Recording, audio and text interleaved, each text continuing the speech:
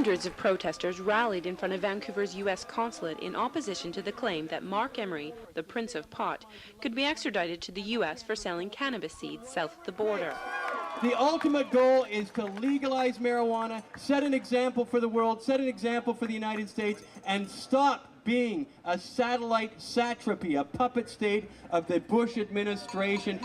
Emery, who has been in the business of selling seeds for nearly a decade, believes he hasn't committed a criminal act. I consider it law-breaking, not a crime. I deliberately broke our seed laws because if you want the law respected, you have to make the law respectable. If you want to change the laws, you break them in full view of everybody in a transparent manner, and you give explanation to why you're breaking law.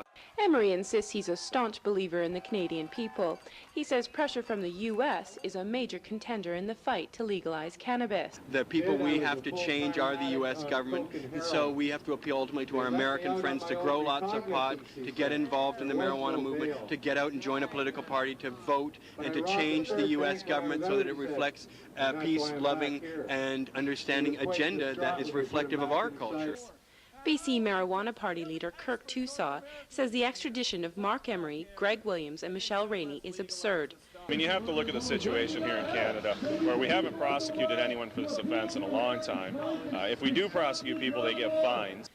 Tousaw says no one should be sent to the U.S. to face life in prison for an act that has been permitted by the Canadian government.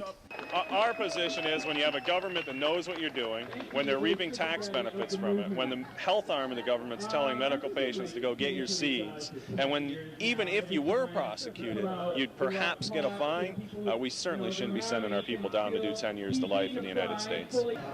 So the question remains, should Mark Emery, Michelle Rainey, Greg Williams, all Canadian citizens be extradited to the U.S. for selling cannabis seeds, something that the Canadian authorities and the Canadian people have ignored for the past 10 years? Kirsten Henderson, Vancouver.